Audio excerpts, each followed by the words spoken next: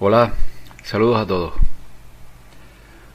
Cuando el Papa o Emperador Romano dictó las bulas donde se adjudicaron por mandato divino y sin testigos presenciales la propiedad del planeta Tierra y de cada uno de nosotros, la Roma papal, en total connivencia con Venecia, mandaba a golpe de temor de Dios en el mundo occidental conocido.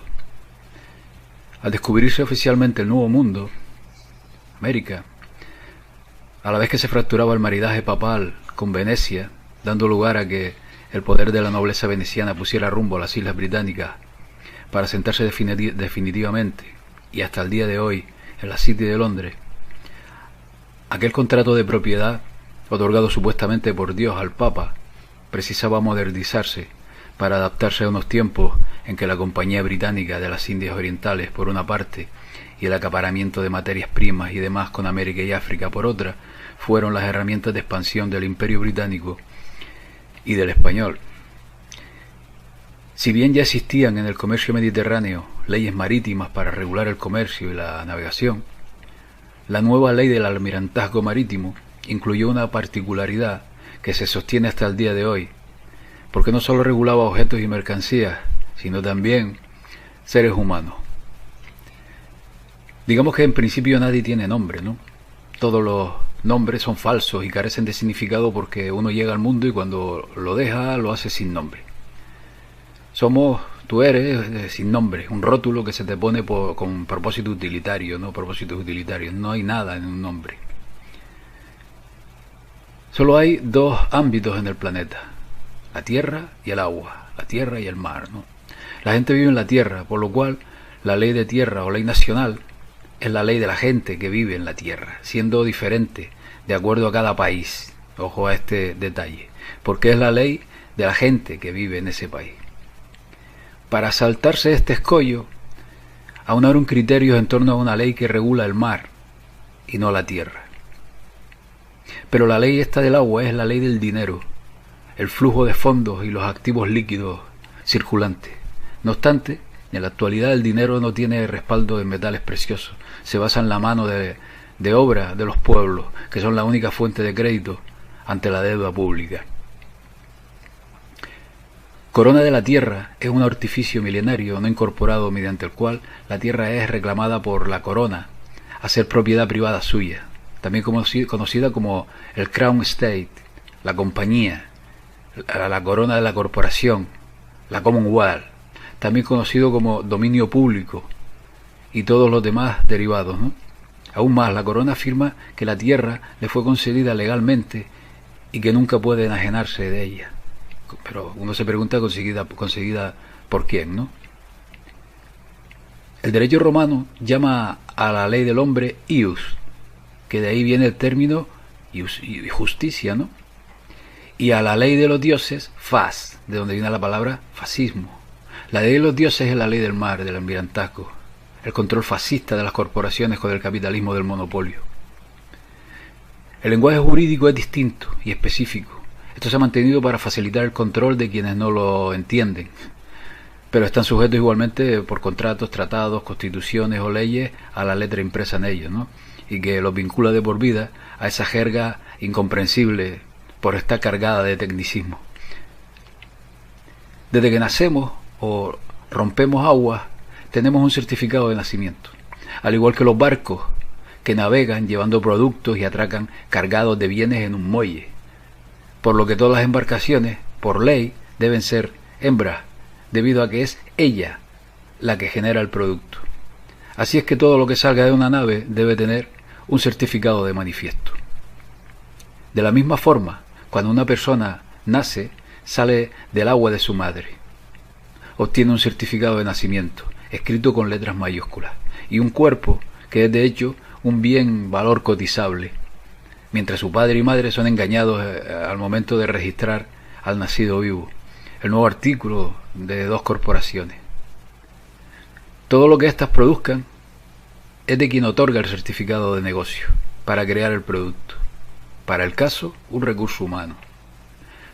Las leyes que existen hoy en día tienen su origen en el derecho del mar, que es una rama del derecho internacional que define las obligaciones y los espacios marítimos de los estados, aunque solo se aplica a quien acepta someterse a ella. Ojo a este detalle.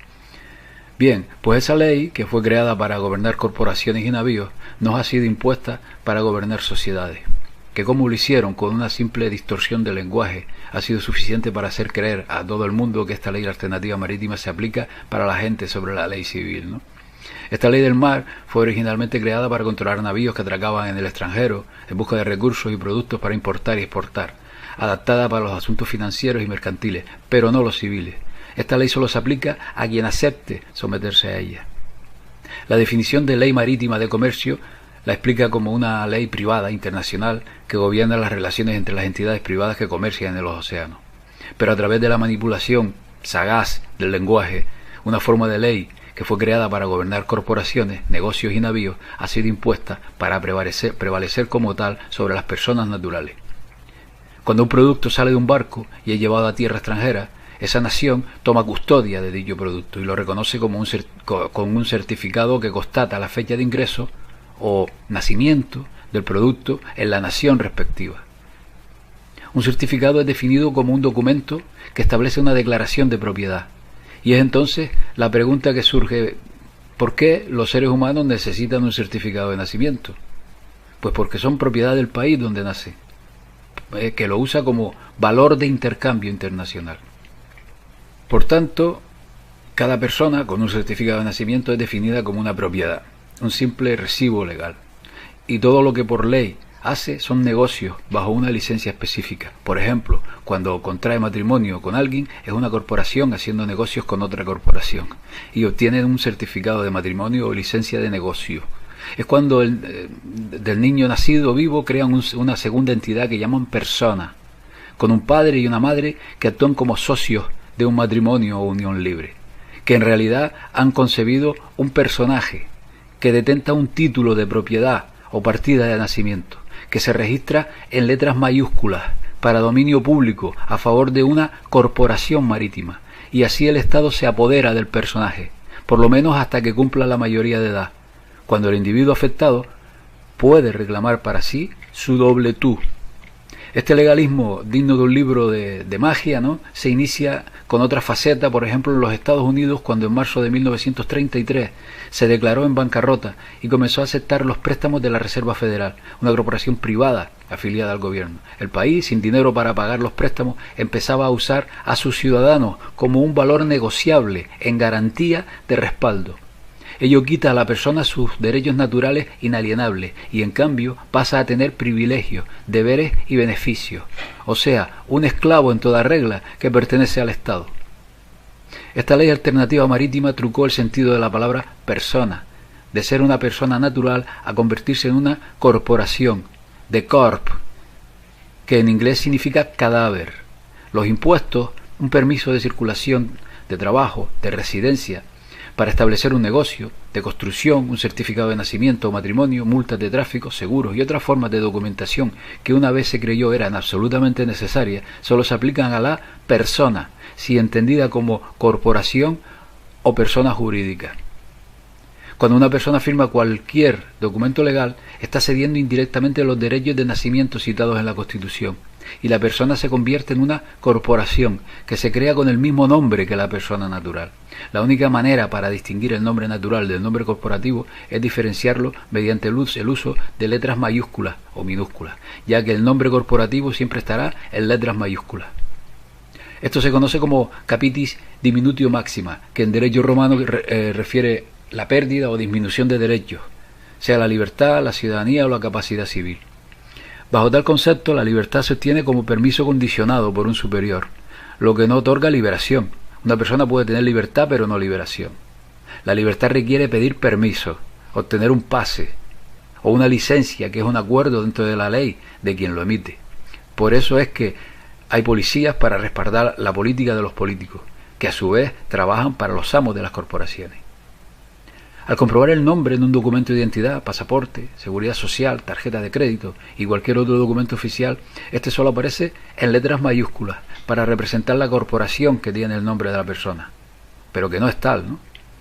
Las leyes creadas para el control de la sociedad son aplicadas con lo que se llama la sociedad de la ley, La clave de este engaño es el hecho de que no somos por naturaleza miembros de esta sociedad de la ley.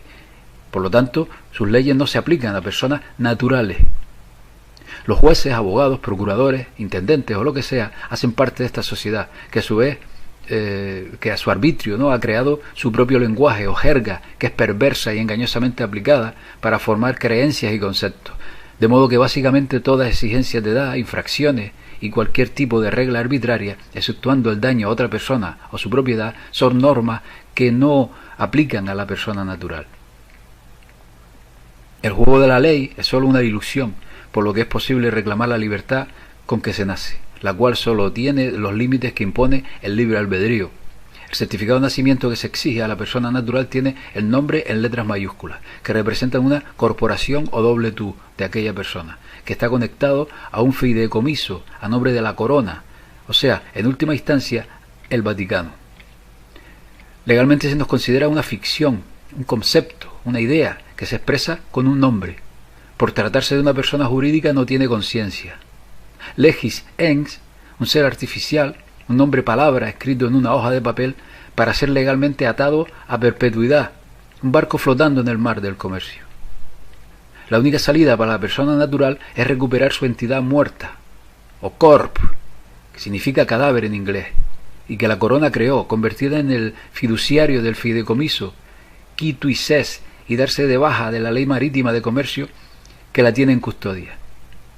Es por eso que siempre se necesita la representación de un abogado cuando involucre asuntos legales, porque está muerta, ¿no? La ficción legal es una construcción en el papel, un fideicomiso mercantil. Cuando la persona natural recibe una factura o citación de un tribunal, es siempre en mayúsculas, similar a lo escrito en una lápida. Las letras mayúsculas literalmente significan muerte. Una ficción legal creada cuando alguien informó al gobierno que había un nuevo buque en la ciudad de nacimiento. Como una persona muerta no puede interactuar con empresas o con el Estado, la ficción legal lo hace. Es el segundo tú que a través de estas ficciones legales es engañado en el pago de impuestos, obtención de créditos y demás. Esto lleva a la deuda y al dinero. Todos trabajan para ganar dinero y comprar bienes y servicios, los cuales son proporcionados por las grandes corporaciones. Pero de acuerdo a la ley, es solo una ficción legal que interactúa, ya que uno está declarado como muerto, simplemente convertido en siervo monetario que produce bienes y servicios para pagar la deuda del Estado. Ese trabajo está metido en un crédito corriente, que es deuda, y apenas permite al individuo retener una pequeña porción de su trabajo para cubrir necesidades básicas. Todos los gobiernos y países son ficciones, fabricadas y comúnmente aceptadas. En realidad nunca ha habido alguna vez gobierno, países, dinero o constituciones. Los países con deudas impagables, que en la práctica son casi la totalidad, resultan rescatados por los organismos internacionales de crédito, bajo el acuerdo de que las personas trabajen para producir bienes de intercambio con el fin de pagar los préstamos. Resultan pues garantía monetaria, a ser utilizada en la forma que la gran banca considere, para pagar la deuda y generar más dinero. Por tanto, la gente es vista como estando en custodia de la corona.